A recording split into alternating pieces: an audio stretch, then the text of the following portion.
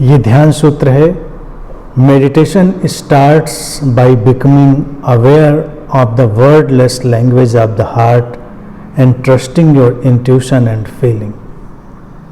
अर्थात ध्यान हमारे हृदय की निशब्द भाषा के प्रति जागृत होने से प्रारंभ होता है और हमारा जो सहज बोध है और सहज भावना है उसमें आस्था उसको सक्रिय करती है।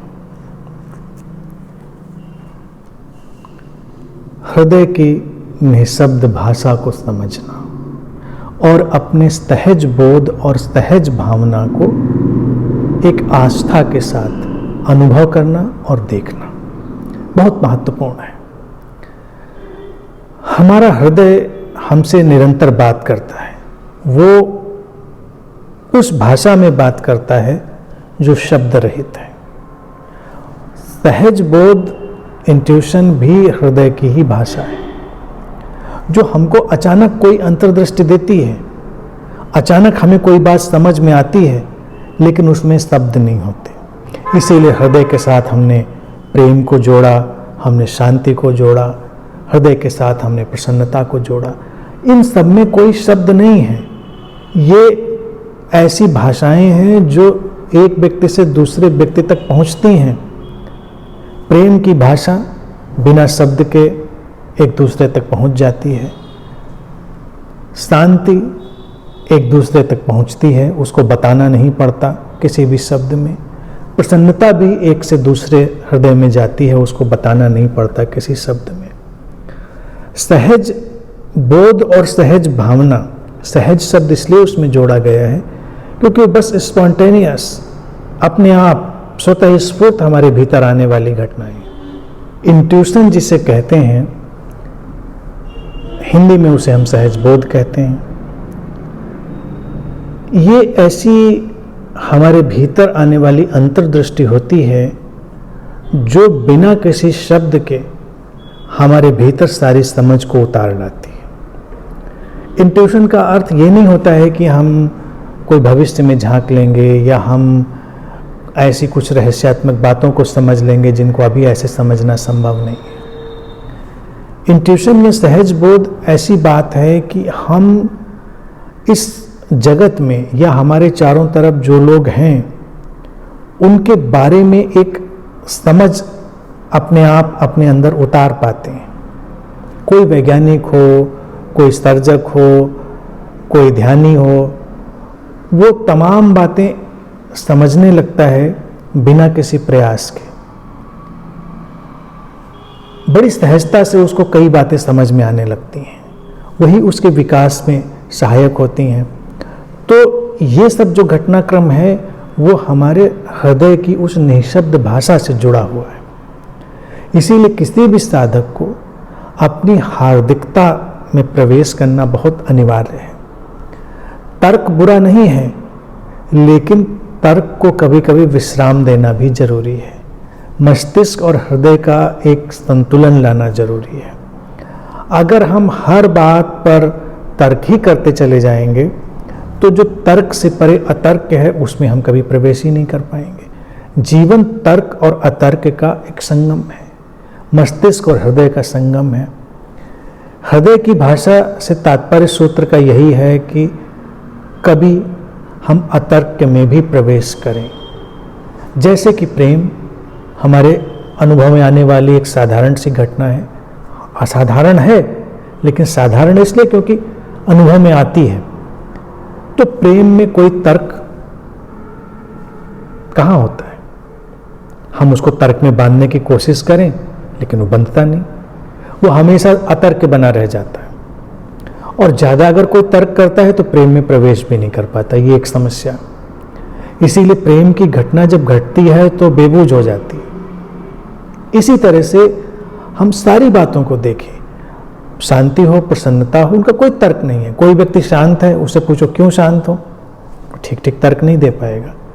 कोई व्यक्ति प्रसन्न हो तो मुझसे अगर बहुत तहकीकात करो, बहुत उससे पूछताछ करो कि भाई क्यों प्रसन्न हो, कोई तर्क नहीं है, क्योंकि वो आंतरिक गुणवत्ता है, वो हृदय का गुणधर्म है।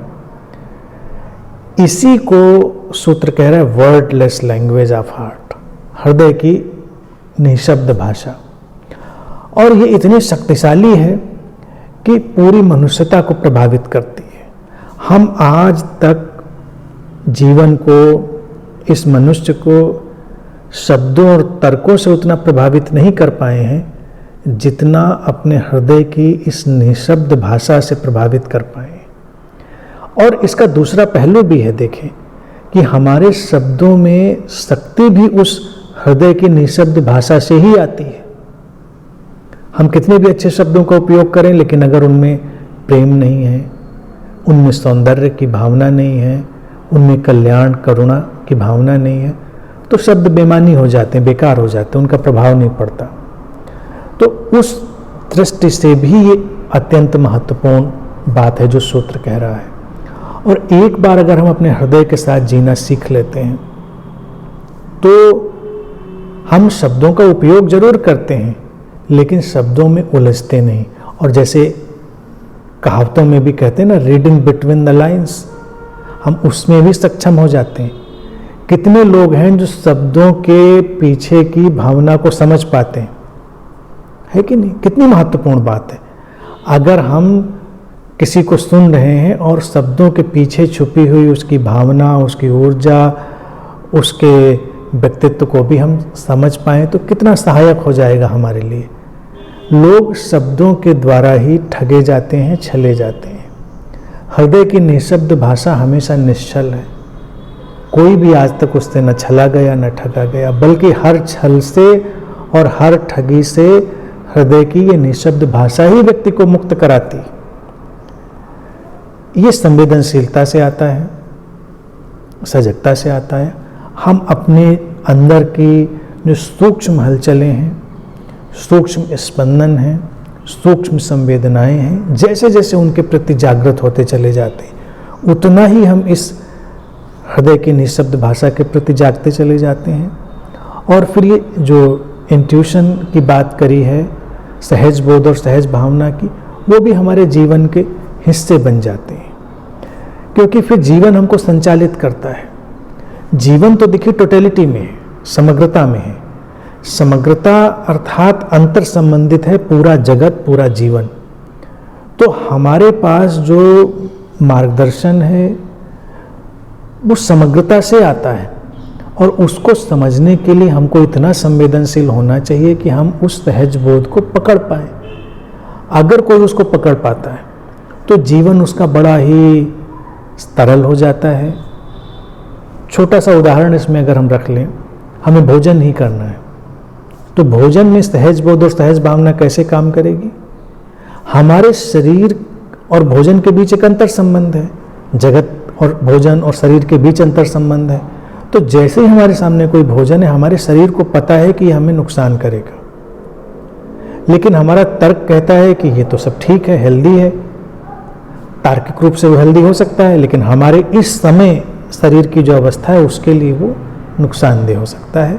और तब अगर हम अपने उस सहज बोध की, सहज भावना की बात नहीं सुनते हैं तो हम अस्वस्थ हो जाते हैं। इसी तरह से जीवन में तमाम चीज़ें होती हैं जहाँ पर हम अपने भीतर की उस मध्यम सी आवाज़ को, जिसको हम सहज बोध कहते हैं, उसको पकड़ कर, समझ कर जीवन को ज़्यादा सुंदर और सुगम बना सकते हैं। तो ये इस ध्यान सूत्र का पूरा परिप्रेक्ष्य है, जो ध्यान के प्रारंभ की भी बात करता है, ध्यान की प्रयोगात्मकता की, प्रैक्टिकलिटी की भी बात करता है, और जीवन को ज़्यादा सुगम बनाने की भी बात करता है।